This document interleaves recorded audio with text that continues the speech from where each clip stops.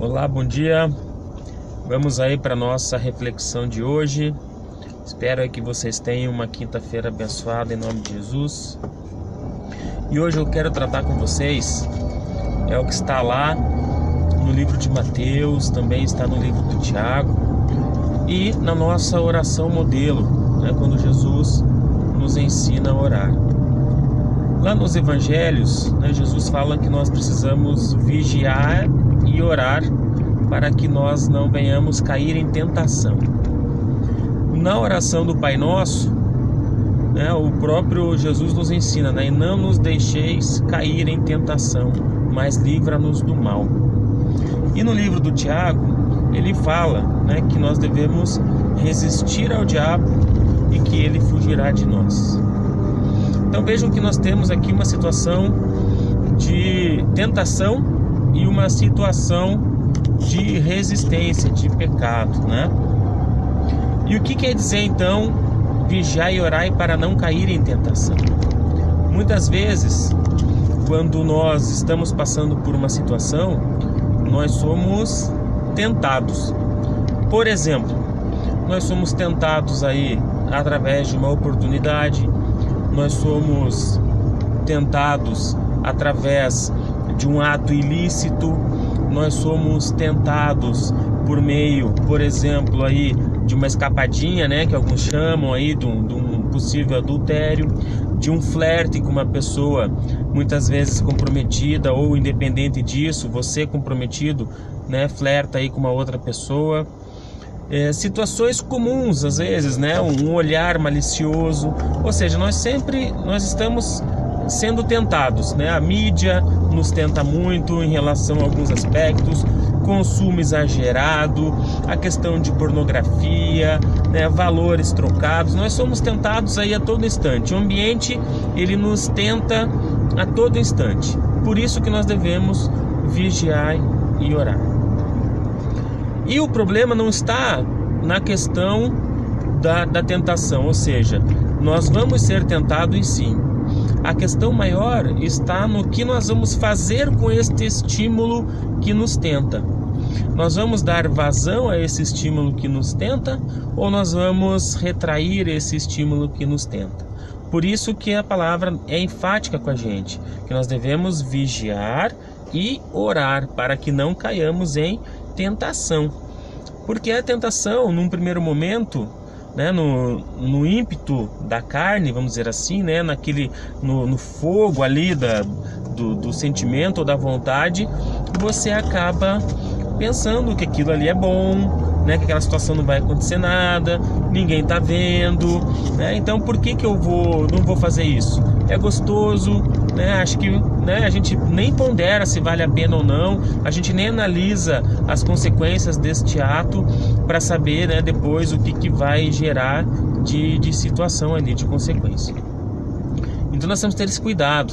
Eu, por exemplo, eu tive muitos momentos de tentação, até pela minha formação, como eu sou administrador de formação, eu sempre tive esse pensamento comigo e graças a Deus Jesus me mudou, do aspecto financeiro.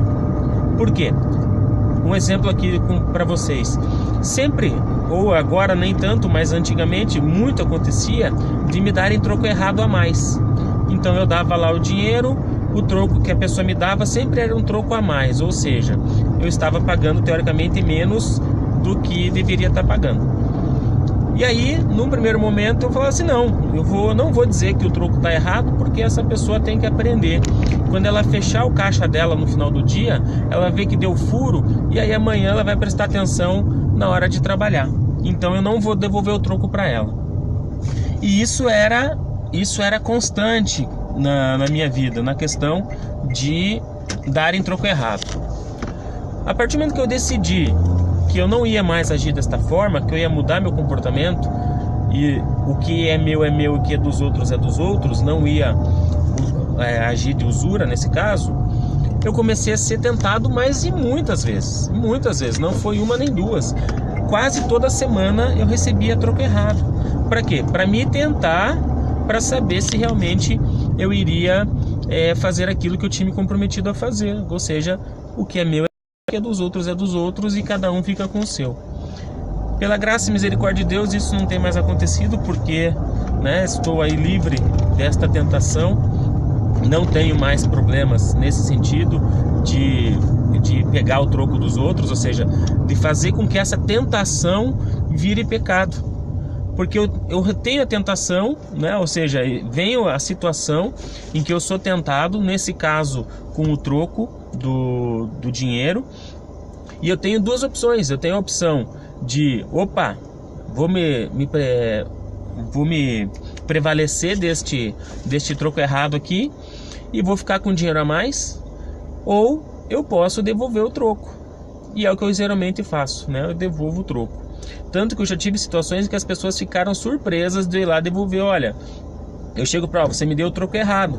O que é a primeira coisa que a pessoa pensa? O troco errado foi a menos, então eu tenho que dar mais dinheiro para essa pessoa. Eu falo, não, você me deu o troco a mais, está aqui a diferença do troco que você me deu, né? E aí a pessoa fica surpresa, nossa, né, você devolvendo o troco aqui. Geralmente as pessoas, elas só reclamam quando a gente dá troco a menos.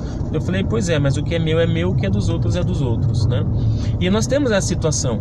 Muitas vezes pessoas que são aí, que têm alguma compulsão, geralmente em compra ou em alguma coisa, né, em recursos também de gastar mais dinheiro, às vezes vê uma promoção, não precisa daquilo, mas não, eu preciso comprar, eu necessito comprar. Ou seja, você está sendo tentado.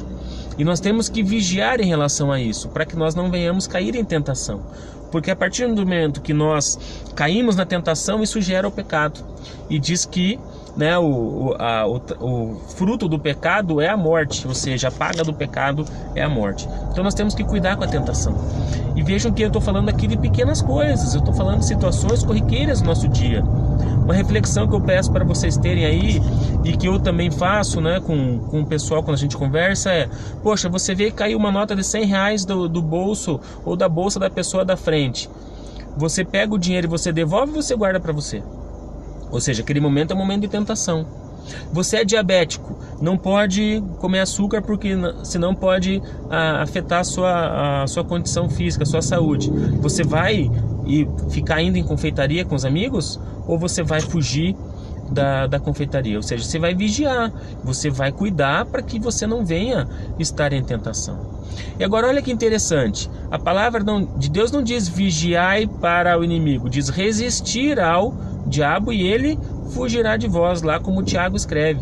Então vejam que a gente tem que vigiar em relação à tentação, mas nós temos que resistir às ações do inimigo. Ou seja, porque nós sabemos que quando o inimigo está agindo, a gente percebe isso. A gente percebe a situação, né, de confronto, de luta que a gente pode estar passando. Mas a tentação não, porque a tentação é nossa. A tentação, ela é interna. A tentação vem da nossa carne.